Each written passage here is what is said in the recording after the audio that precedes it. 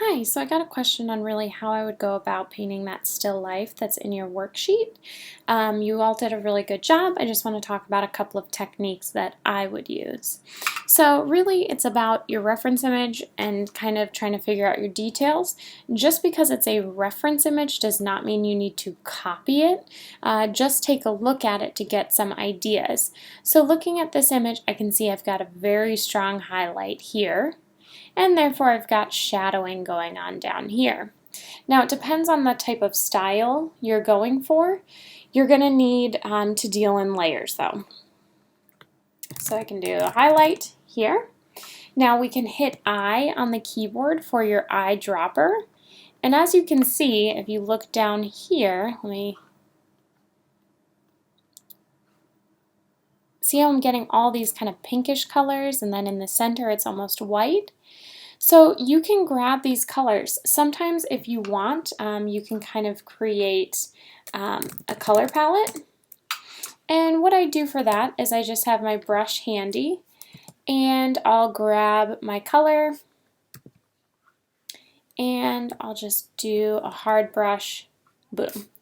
Okay, now maybe I'll grab this one, hit B, got that. Maybe this kind of vibrant red here. Oh, totally not even updating it. My bad. Middle color here, like that. I have a setting on that puts my eyedropper in the background. Yours will probably go in the foreground. If it doesn't, let me know. But so what I'm doing is kind of creating a guide for myself so that I can just pull color whenever I want to. Now, that being said, you don't have to use these kind of colors. You can create your own. You can decide exactly what you want to do and how you want to do it. I'll just move this up here for right now. Now, when you've created your shape, I'm not saying that mine is the best created shape, but once you have it, you don't want to have to worry about painting outside. So you can do your selection, and then I could go on my highlight layers.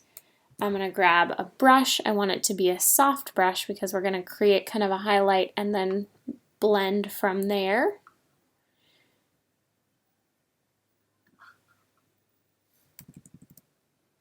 And you can see, boop, just by that I've created this kind of vibrant highlight here. Now again, we're going to probably tone down the opacity so that it doesn't look quite as rough against everything. You can also play around with those blending modes and see, kind of what you think. Maybe lighten. Because again, remember, it depends on your two layers and it takes into account the pixel information. So lighten is going to pick that top kind of lighter color between the two layered pixels. Okay, I'm going to leave it on normal for now. You may need multiple layers. Maybe I want this to remain kind of strong, but then I'm going to do my softer highlight. And again, if you want, you can kind of just paint your shape and play around with the detail. And you can always go in with an eraser. I'm going to make sure this is turned down. Maybe my eraser I only want at a 60% opacity. That's still too high. I generally go like to 15–20%.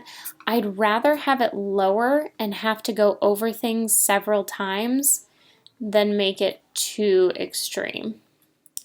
So by doing this with the eraser, you can see I'm feathering and softening my edges so that it's not so harsh. Okay? We're getting kind of a painterly look here. And I'll do the same with the shadows and getting that darker color. And sometimes it's about just kind of trying to look at your reference. And again, you do not need to copy your reference exactly. But if I just look at this, you can kind of see, I have a selection, there we go, that this darker color, oh, my layers. We've got this darker kind of shape here, and it's about just finding the shapes and then updating them to blend. So I would start by kind of coloring, and of course you're going to want layers or to use your smudge tool or some of your blending tools, because what we can do is kind of color a section in here, and then we can smudge.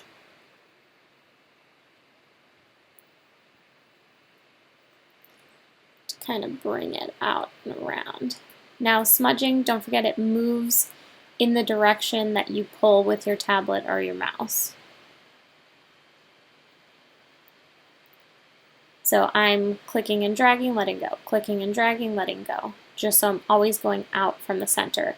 If I were to go from the apple down, you can see I'm pulling the red in. And then of course, you drop the opacity and play around with your layering on the apple. Lastly, I would think about these texture, like adding some texture.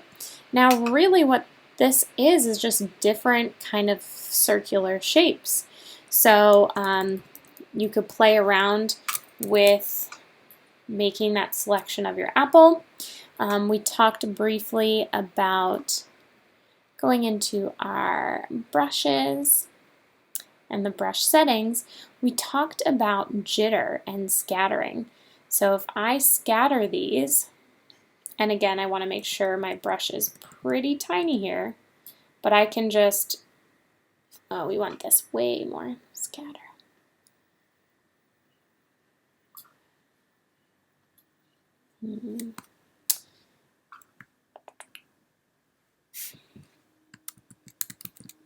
So I'm not liking how that's actually looking. You can definitely try it, but what I would probably do is just start adding.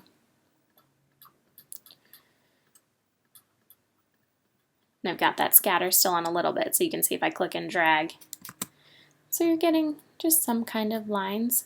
Now what you can do as well is, as long as it's on a new layer, which I did not this last time, so do as I say, not as I do, but make sure you're using different layers, because I can, create a pattern or whatever.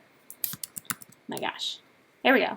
I can create a pattern, and then I can always do Command T or Control T for a free transform, and I can rotate this, I can scale it, I can skew it, whatever I want to do to make it look different. So you may want a couple different layers of this pattern. All right, so I hope that kind of gives you a good start. Let me know if there are any questions.